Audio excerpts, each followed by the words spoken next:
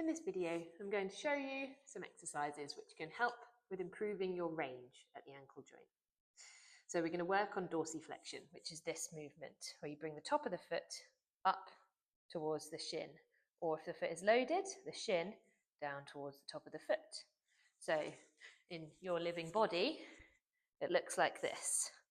Toes towards the shin, or if you get the foot loaded on the ground, shin moving down towards the top of the foot. So there can be various things that can limit this. It could be tightness in the calves along the back of the shins, or it could be stiffness through the ankle joint itself, a bit of both.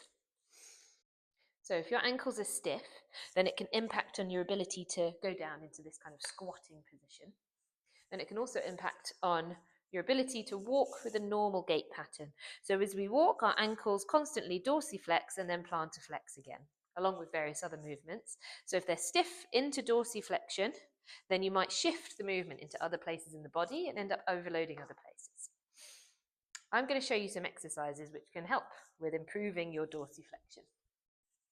So the first thing we're going to do is use a rolled up towel or a blanket, or even a cushion, something where you can get a little bit of elevation for the forefoot.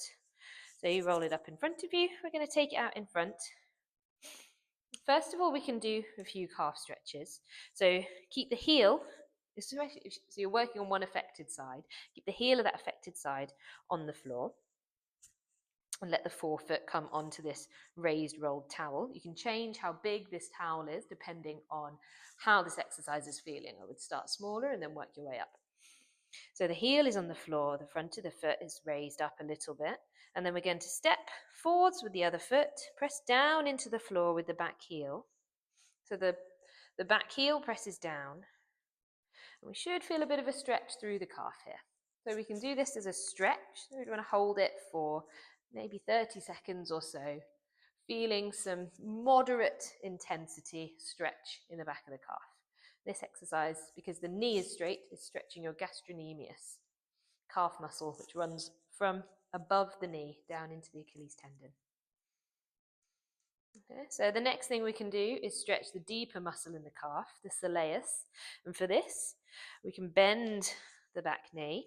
We're going to keep this back knee bent as we do the same thing. Keep the heel rooted down onto the floor. Step the other foot forwards. Keep the heel pressing down and the knee bent. You can step the other foot as far forwards as you feel comfortable to go. You can feel, again, a stretch, but probably deeper into the calf and a bit further down, not so much behind the knee, because the soleus doesn't cross the knee. So again, it's a stretch, hold it for 30 seconds or so, moderate intensity. And then in order to progress this exercise, we can go into a bit more of a mobility work. So if you take your raised towel, we're going to step onto it again, same foot, affected side. Keep the heel down as you do this.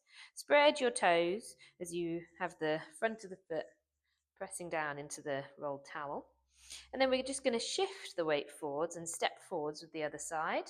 Keep the heel down though, and then step backwards. We can just keep going through this, stepping forwards, stepping backwards. Playing with the distance you can go. This is also a bit of a balance challenge. This is just getting your ankle mobilizing into this dorsiflexion range. So you don't want to work into any pinching or any pain, just going to the edge of stiffness. Seeing if we can loosen up a bit of movement in the ankle by doing some repeated stepping forwards and stepping backwards. So with this, I would repeat this for maybe a minute. And each day you can try and roll your towel up a little bit higher to get more and more height and gradually increase how much dorsiflexion your ankle is being put into and how far forwards and how far, not how far back, that doesn't really matter, but how far forwards you can step and still maintain the heel on the ground. Okay, hopefully that is helpful.